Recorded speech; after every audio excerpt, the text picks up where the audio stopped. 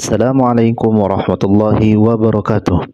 Perkenalkan, saya Muhammad Izzuddin, peserta Latsar Angkatan 43 dari Balai Diklat Keagamaan Bandung. Di sini saya akan menjelaskan hasil resum submateri kegiatan kesiapsiagaan bela negara. Kesiapsiagaan merupakan suatu keadaan siap siaga yang dimiliki oleh seseorang baik secara fisik, mental, maupun sosial dalam menghadapi situasi kerja yang beragam. Pada subbab ini membahas berbagai kegiatan praktik yang bertujuan untuk membangun kesiapsiagaan bela negara bagi CPNS. Kegiatan-kegiatan ini dirancang untuk menanamkan disiplin, kerjasama, kepemimpinan, kewaspadaan, dan ketangkasan fisik serta mental. Dalam submateri ini akan membahas tentang 5 tema. Yang pertama adalah peraturan baris berbaris dan tata upacara. Yang kedua adalah keprotokolan. Yang ketiga, kewaspadaan dini. Dan yang keempat, membangun tim.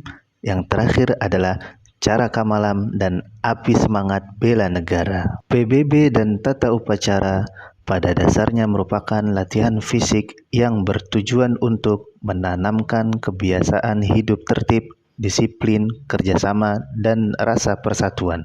Dalam PBB terdapat beragam aturan gerakan, seperti aturan sikap tubuh, gerakan di tempat, gerakan berjalan, formasi, dan perubahan arah. Yang kedua adalah keprotokolan.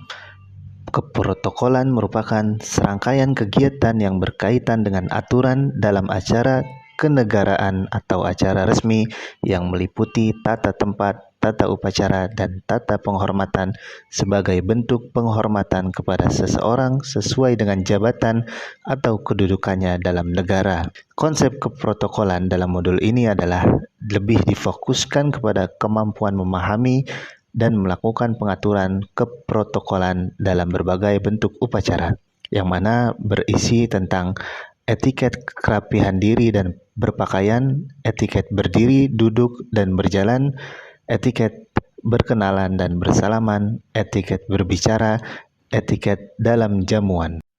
Materi yang ketiga adalah kewaspadaan dini. Konsep kewaspadaan dini diajarkan melalui pemahaman dasar fungsi intelijen dan peran sebagai badan pengumpul keterangan. Menggunakan alat 5W1H, peserta dilatih untuk menyaring informasi, menganalisis kejadian, dan menyusun laporan atau telaahan staf yang akurat dan layak dilaporkan kepada pimpinan. Tujuan dari materi ini adalah membedakan informasi yang penting untuk disampaikan dari yang cukup disimpan serta mengimplementasikan kewaspadaan dini dalam lingkungan birokrasi. Materi yang keempat adalah membangun tim. Kegiatan ini dirancang untuk membangun komitmen, loyalitas, kerjasama, kepemimpinan, dan prakarsa. Menggunakan metode pembelajaran di alam terbuka atau outdoor dengan berbagai kegiatan, ketangkasan, dan permainan yang berfokus pada aspek fisik dan mental untuk memperkuat solidaritas tim. Yang kelima adalah cara kamalam dan api semangat bela negara. Cara kamalam merupakan kegiatan ketangkasan fisik dan penguatan mental yang dilaksanakan pada malam hari, yang menekankan pada aspek kedisiplinan, navigasi, dan ketahanan. Api Semangat Bela Negara atau ASBN merupakan ritual atau acara simbolik untuk membangkitkan dan mengobarkan semangat kebangsaan, cinta tanah air, dan komitmen untuk membela negara. Acara ini menjadi puncak dari rangkaian kegiatan untuk memperkuat motivasi dan tekad peserta. Materi selanjutnya adalah tata tempat kegiatan acara resmi. Yang dimaksud di sini adalah pengaturan tempat bagi pejabat negara atau pejabat pemerintahan. Kegiatan resmi adalah acara yang diselenggarakan oleh instansi pemerintah atau lembaga negara yang bersifat formal dan mengikuti aturan protokol. Contoh kegiatan resmi: upacara bendera, pelantikan pejabat, jamuan kenegaraan, kunjungan kerja, seminar atau lokakarya nasional, penandatanganan MOU, dan penerimaan tamu asing. Dalam tata tempat kegiatan resmi terdapat aturan-aturan dasar. Yang pertama, urutan pertama atau yang paling depan adalah yang memiliki jabatan tertinggi yang bersangkutan.